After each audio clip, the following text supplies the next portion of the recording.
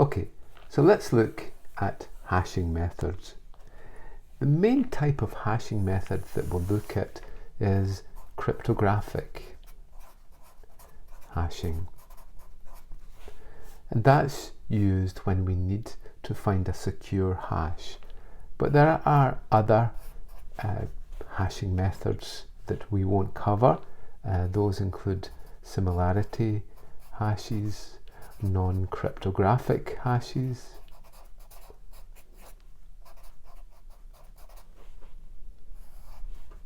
and lightweight hashes.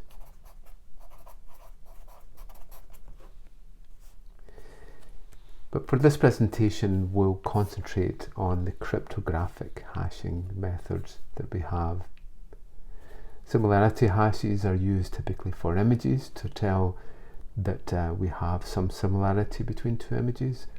Non-cryptographic hashes are often used in hash tables to be able to very quickly identify and find data.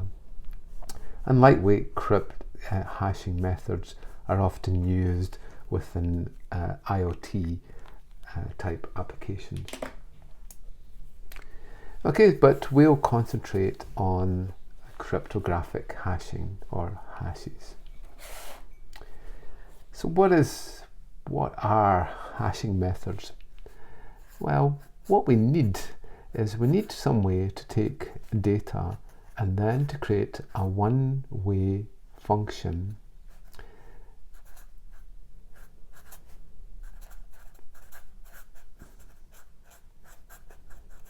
to produce typically a fixed length hashed value. And it shouldn't be possible to reverse back from the hash to the data, but as we'll find, there are ways to do that. It doesn't have to be a fixed length, it can be variable, but in most cases we have a fixed length of a hash value, and that should represent the data in some way to make sure that when the data changes, we will produce a completely different hashed value. So that's our focus, is to look at our basic hashing methods. One of the most popular for a while was with the MD5 hashing method. Another popular method was SHA-1. With this, we have a 128-bit signature, and with this one we have 160 bits. With SHA-256 we have 256 bits. The bigger the hash value, the more bits that it has, the more values we can actually represent with a hash. So we end up that we have a less chance of representing different data with the same hash with a larger hash value. And this can cause us problems, and with MD5 it's not that difficult to create two different data elements to be able to create the same hash value. And Google found that it was possible with a signature on a digital certificate to create the same signed hash with SHA-1 within a reasonable time. So MD5 and SHA-1 are not seen to be secure hashes, and we would often focus on 256 bits as the minimum size of the hash that we would want. And what basically happens is that we take our data, and the data can be any size, and we produce a hashed value for it. So for example, hello is 5D blah blah blah 92. So this is 128 bits, which is 32 bytes.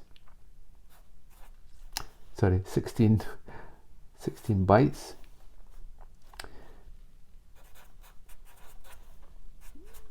Or 32 hex characters, because 2 hex characters represents one byte. And then when we take another hash, such as SHA-1, we produce a completely different value, and that's 4D. In this case, we have 20 bytes or 40 hex characters.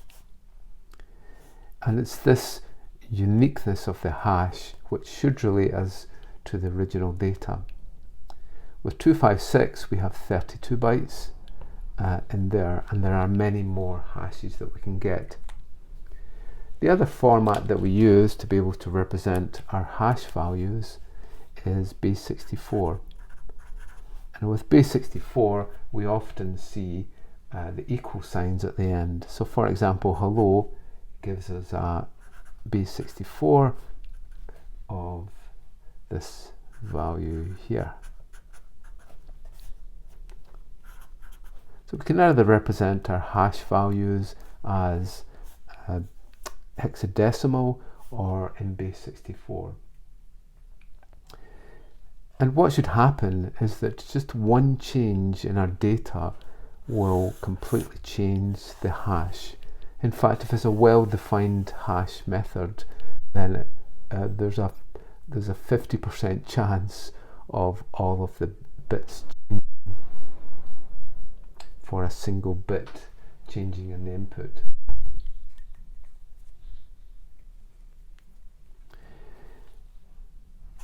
So one application that we have is to find the hashed value for files. So we might list our files on our system and then find a hash value for that file.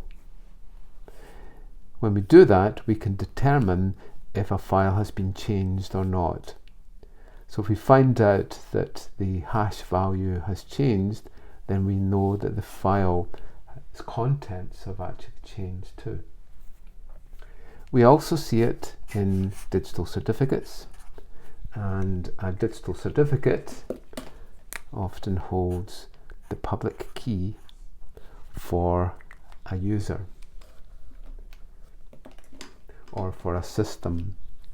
And in the public key we take a hash, and then, as we'll find out later, we then apply a private key onto that hash and then prove the hash with the public key. So in this way we can take the hash of the file and then encrypt it with a private key and prove with a public key. So hashes are used to be able to make sure that the digital signature hasn't actually changed. We also see hashing methods applied within the storage of passwords. So for example, a Windows password might be stored as a hash value. So in previous time it was stored as an NT hash or an MD4 hash. It actually came before MD5.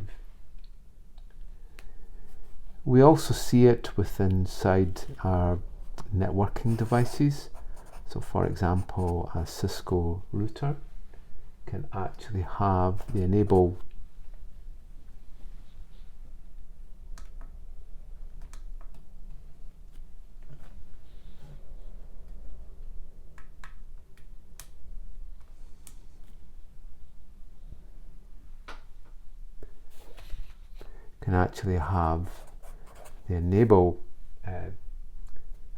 command and defined secret, and then the hash value.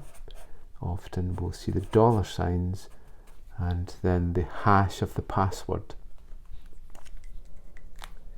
As we'll find out, the value that's stored here defines the type of the hash that we're using, and this part here defines the actual hash value.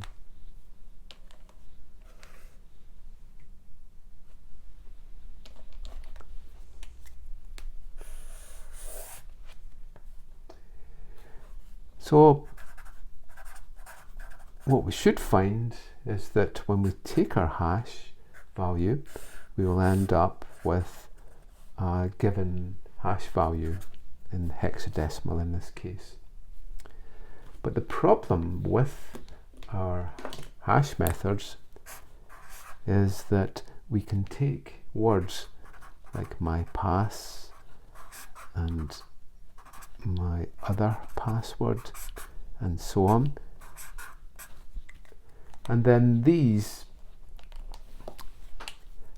words can then be defined as hash values.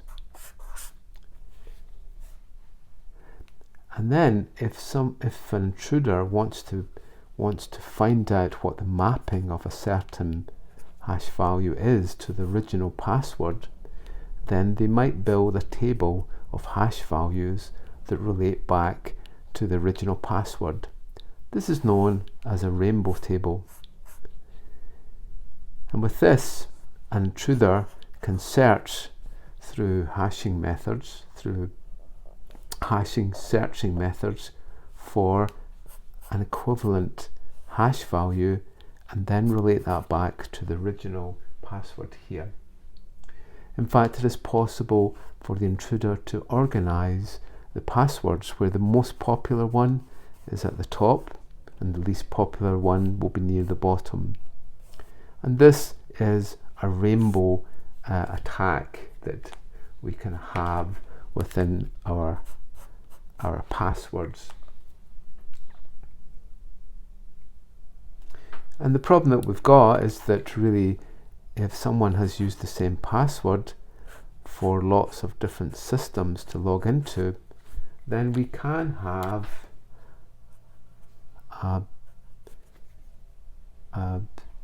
route for them to try, if they find one password on one system, to be able to log into other systems with the same password.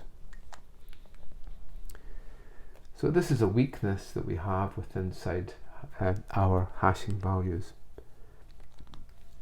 So let's take an example of a password and see how secure it is. So if we take a 7-digit word as a password, and if we use A to Z, that's all lowercase, let's work out how many passwords there are. So the number of passwords will be equal to 26 to the power of 7. Then if we use A to Z and big A to Z, then the number of passwords will be equal to 52. That's upper and lower case to the power of 7. And now if we add in other characters, such as numeric values, the number of passwords that we'll get will be 62 to the power of 7. If we now want to work out how long it will take, then we can work out t. So if we wanted to say determine how many passwords or how long it would take to crack 100 billion passwords per second, so if this was the speed of the cracker, it would try 100 billion of these passwords with the hash values per second. So the time taken will be the number of passwords divided by the number of cracking attempts per second. And then this will give us the total number of seconds to actually run, to actually find out, to try every single password within this list. So this will go from all A's, 1, 2, 3, 4, 5, 6, 7, to all Z's. there. On average, we will take half this time, because sometimes we might get it correct first time, or we go to the end, but on average it will be half of the key space will be the time. So let's take an example. So I'm just going to run my little program here. So the total number of passwords, and if in Python we would use 26 to the power of 7, and that's equal to 803.181.07176, and we can put the commas in there. Okay, that's the total number of passwords. But if we crack at 100 billion, then that's equivalent to 100 e to the 9. So it's 100 times 10 to the 9. That's a billion there. So if we worked out the time, then it would be 26 to the power of 7 divided by 100 to 100 e 9. So we'll just try that out here. And that is equal to 0.08 seconds. Wow. So to go through the whole of every single password from all A's to all Z's will take 0.08 seconds, or 80 milliseconds. That's the whole of the password list. If we now try for an improvement here to see what the difference is between upper and lower case, we'll try 52 to the power of 7 times 100 e to the 9. So just let me run my Python program here. And we've improved it to 10.3 seconds. So you can see by just adding upper and lower case, we improve the time, we improve the difficulty of the cracking. So it'll take longer to actually crack the method. Okay, so that's computing the amount of time that we would take to be able to crack the method.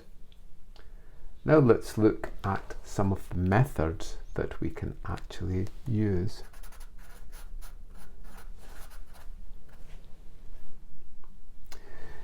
Okay, so there are ones that have been around for a while, used in Windows, LM hash. SHA-3 is a fairly new standard. So basically we have SHA-1, which is this method here, the 160-bit. We have SHA-2. SHA-2, most popular of that is SHA-256. And then NIST had a new competition to look at a more lightweight hashing method, and also one which wasn't based on these cryptographic primitives. So that's known as SHA-3, and you will find that in Ethereum, and many new applications are using SHA-3. But there are also the slow methods,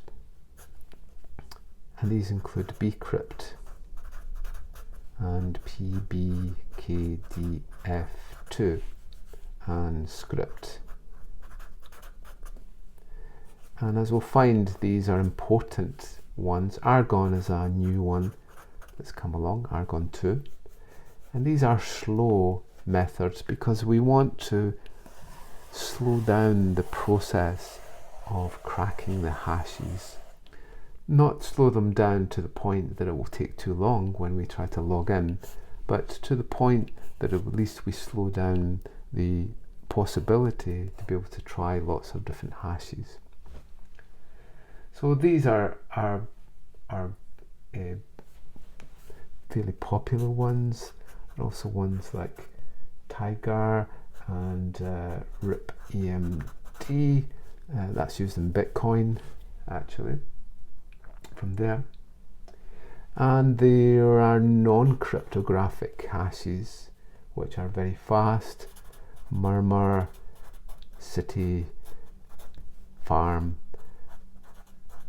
and so on. Because sometimes what you need is speed, and in something like a hash table you actually have a list of hashes and you want to find the data, so they don't have to have the same security as our cryptographic hashes. So those are some of the techniques that we might use, but there are many different methods, but typically these days we focus on SHA-256 often, and perhaps SHA-3, and some of these methods here for the slow methods. But you'll still see ones around. MD5, as we said, is seen to be insecure for some applications, along with SHA-1. Another fairly popular one that's arising is Blake 2B, and actually it has a new derivation, Blake 3, which is the fastest cryptographic hashing method around. Often a way that our hashing methods actually work is that we might have a password, and then we feed it into what's called a key derivation function, and one of those is PBKDF2. So we take our password, and as we'll find, we'll take a salt value, and then the output we might create an encryption key. So this is a convenient way to be able to create an encryption key from a password.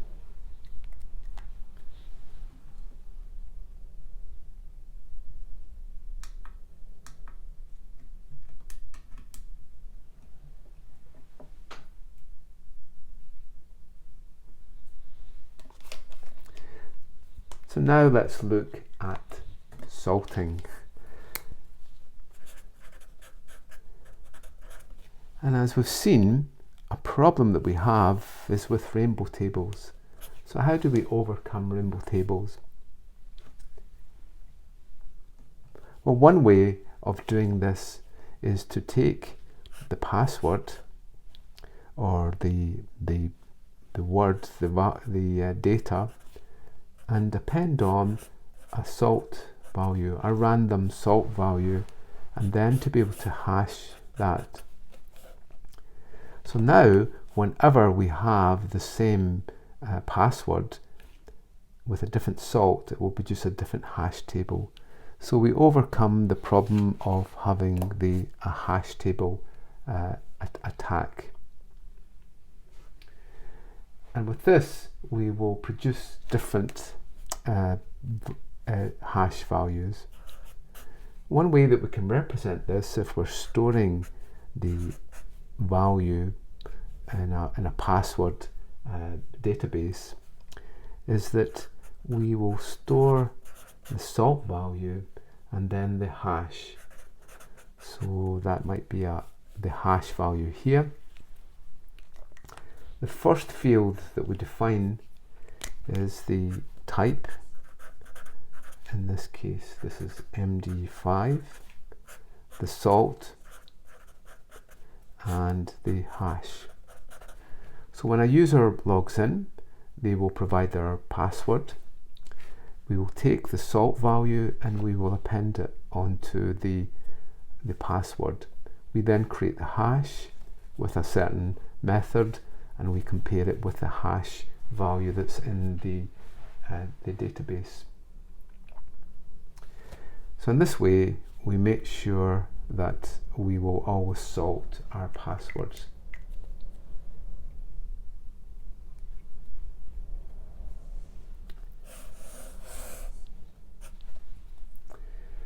So now let's look at collisions. And this is a weakness of our hashing methods. And what happens is that sometimes we can have two different data values and they can produce the same hash value. This is probably okay if there is different contexts to the data where it's easy to see that the hash relates to one or the other. But sometimes we can get a collision where we get the same context. It might be a different message, or it could be that we've signed an executable file, good.exe, and someone puts a backdoor into it and creates bad.exe, and they have engineered it so they produce the same hash value.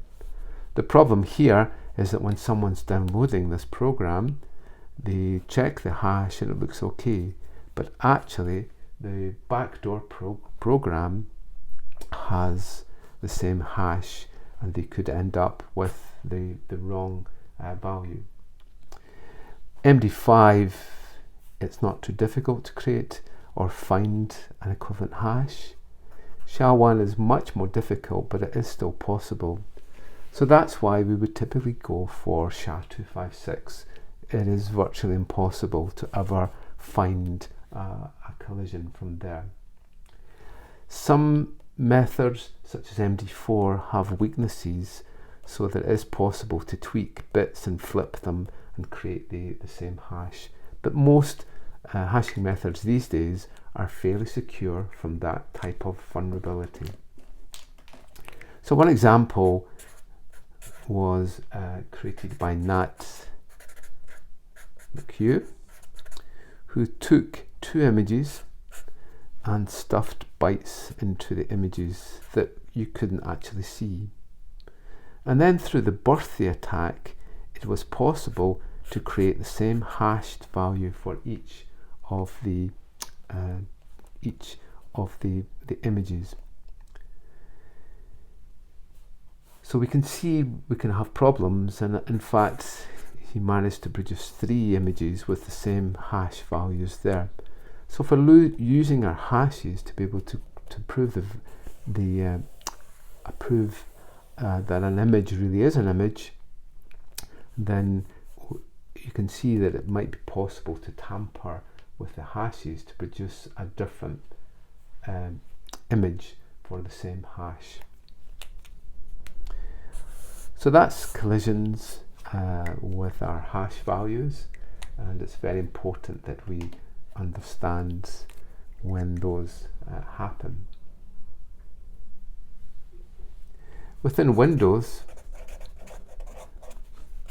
there is a hive that stores the passwords for a user in the SAM hive. And obviously in a Windows domain, they are stored on the Windows domain server. But it's within this hive that we have the list of the passwords, or the hash passwords. It is then possible to, say, cold boot a machine, and then there is no protection on the hive, and then it's system32 config.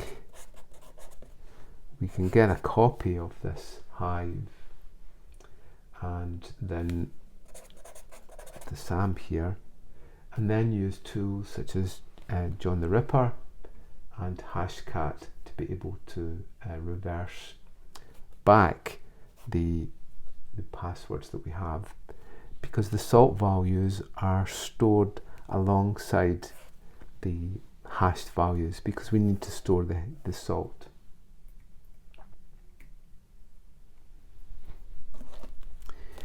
Okay, so that's for our Windows machines.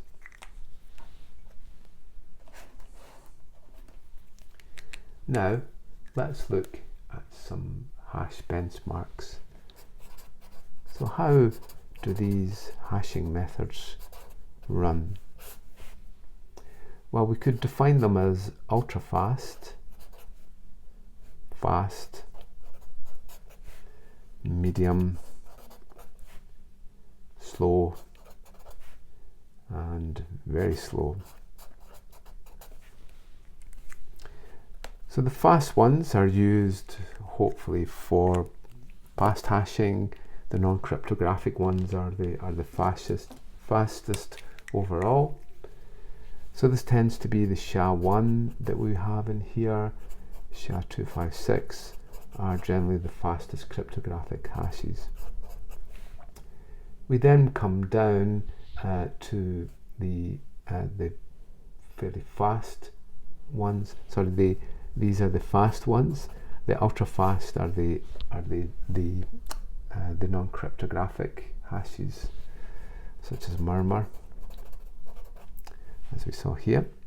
The fast hash cryptographic hashes are these ones.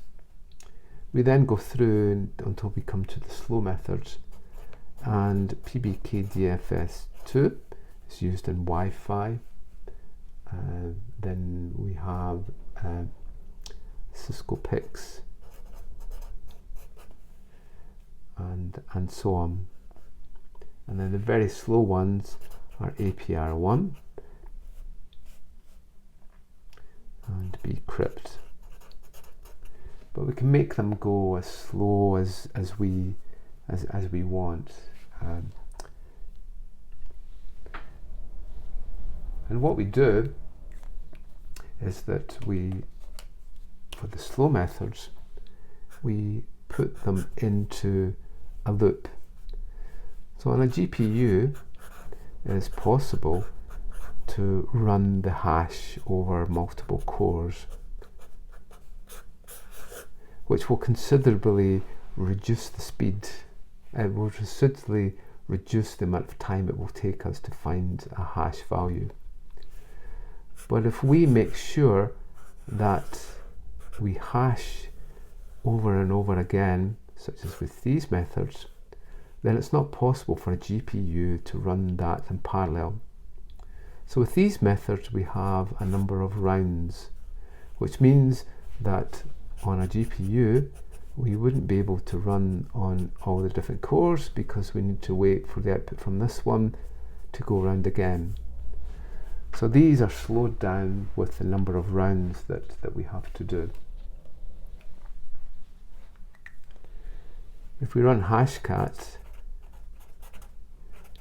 which is a common tool to be able to search through with brute force our passwords, we actually find that MD for SHA-512 crypt, a popular Linux system for storing passwords.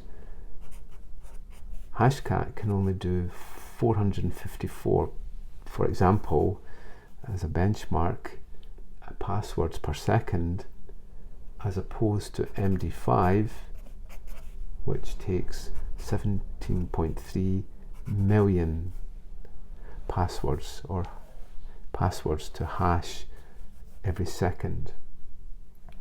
So you can see the vast difference in performance there.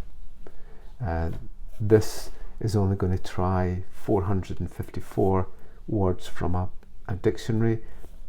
This one can try 17.3 million per second. Okay, so that's our benchmarking. That's the fast, and then that's the slow. Argon 2 is actually a very popular one because it defeats GPUs, or it's specially optimized to really try to break the usage of GPUs. So now let's look at an important area, and that's message authentication codes, or MACs.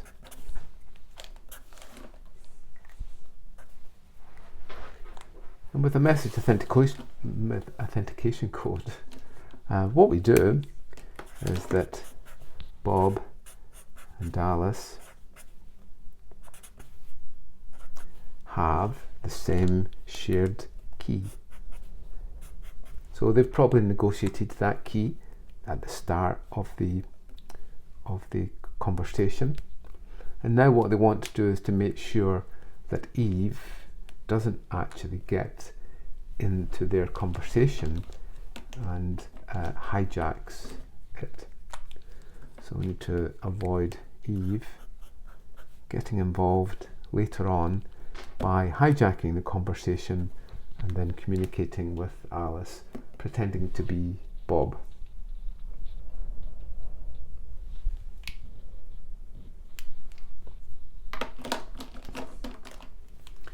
Okay, so what we do is we take the data and we'll create a hash of it. Let's say we create SHA-256, and then we create an HMAC signature.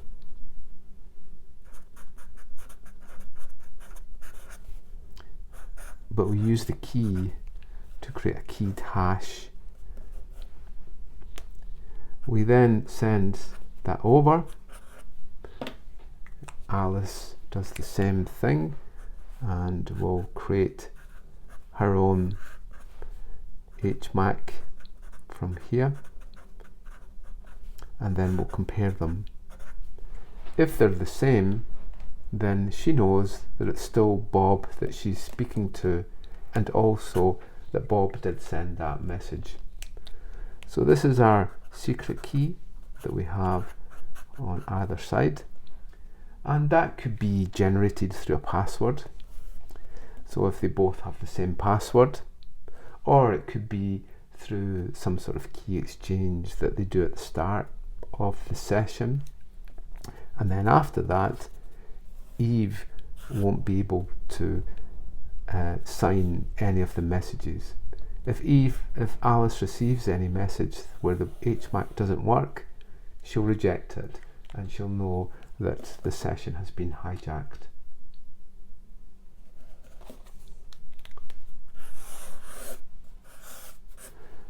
Along with this, we can also use hashing methods, and a common method that we use here is what's called HMAC. HMAC is now used extensively in creating these message authentication codes. An extension of this is when we look at a key derivation function. In a key derivation function, we'll use a hashing method to create the encryption key. And one of the most popular is HMAC, key derivation function. So in this case, Bob and Alice want to generate the same key on either side. So they might be taking some shared secret on either side. So it could be generated from one of these methods, such as from a password to create the shared secret. We then feed it into our HKey derivation function, and we'll produce the same output. But a really important element of this is to add some salt. And as long as Alice has the same salt value, then they should be able to create the same key on either side. Obviously, the salt value needs to be sent over between Bob and Alice to be able to generate the same key. But even though Eve can see the salt, she won't be able to generate the same key because she doesn't know the secret here. The secret, as I said, could be based on the password, shared password secret or phrase between Bob and Alice. Okay, so that's our key derivation function, and put that there. Our second last area that we're going to look at is within one-time passwords. So we're probably all used to multi-factor authentication, where we receive a message back from a server for a certain amount of time that will allow us to be able to log in with a certain code.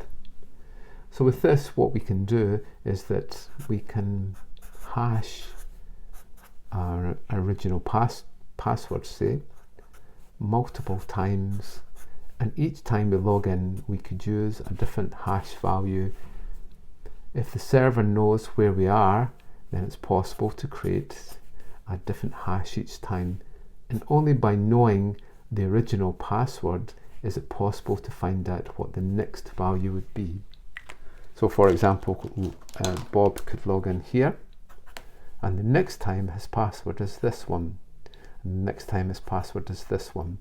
It's not possible for Eve to be able to predict where the next password will be. So for this we can use many different methods, such as we can have a timed one-time password where it's only valid for a certain amount of time, such as 5 seconds, and we need to generate it again. Or we could have a counter one-time password. So when we count, we should be able to generate a different password in there. Okay, so that's our different methods that we have for that. And the last concept that we're going to look at is with Hashcat. And Hashcat is a tool that an intruder would use to be able to break the hash values. It knows the format of virtually every single hashing method that's possible, and it can read all the different types and all the different salt values and so on. The methods that it often uses is what's called rule-based, dictionary-based, and in the end, brute force. So with brute force, it takes this route and it will try from all A's to all Z's and so on. So it looks at the definition applied to the character set, and it will try to go through all of the attempts. So this is obviously going to be probably the slowest of all. With this one, Hashcat reads in a dictionary. So the dictionary usually has popular words in it, and then Hashcat will go through each of these words, trying them out to be able to match the hash value. In the third type, rule-based, we can apply different rules along with a dictionary. So the rules that we have are often defined. We can have a combinational attack.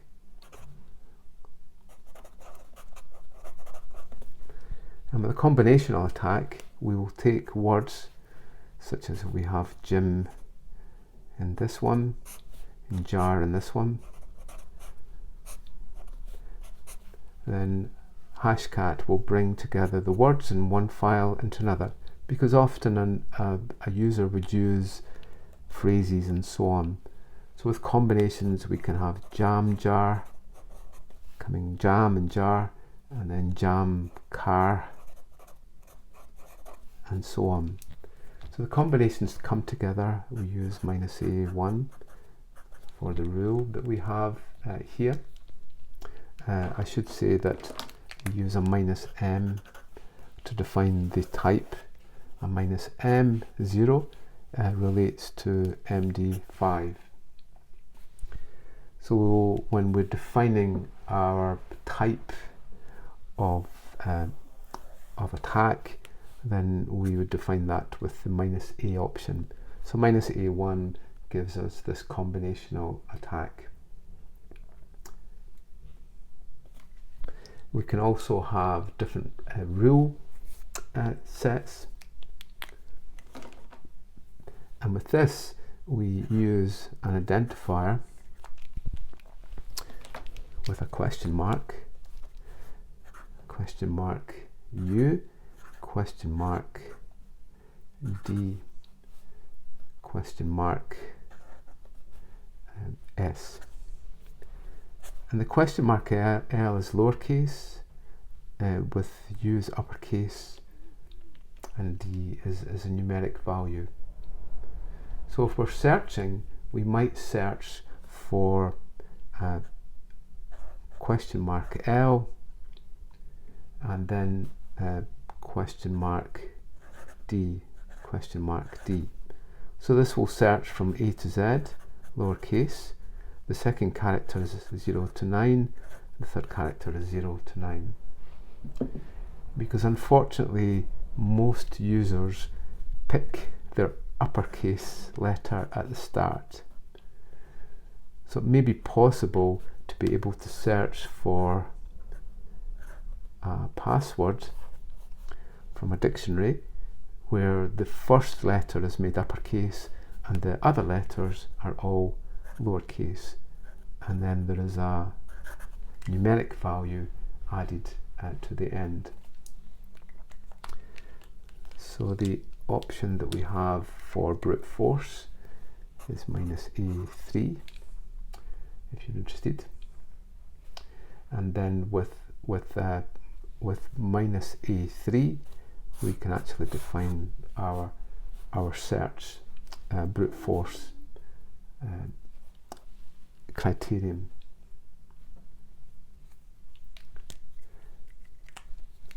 Along with this, we often add in extra options for a word list. So when we're adding in the dictionary, we will add in a popular list to be able to search through those options. And then when it comes to the rules, we can go for specific rules such as changing an at to an A, an O into a 0, and so on. And Hashcat knows each of these types of rules. Okay, so that's been the coverage of hashing methods, looking at the different types, how it works, what collisions work, how we can work out how long it will take, the sorting methods that we have, onto our benchmarks, through to authentication codes, our key derivation functions, and then finally into Hashcat. Okay, thank you.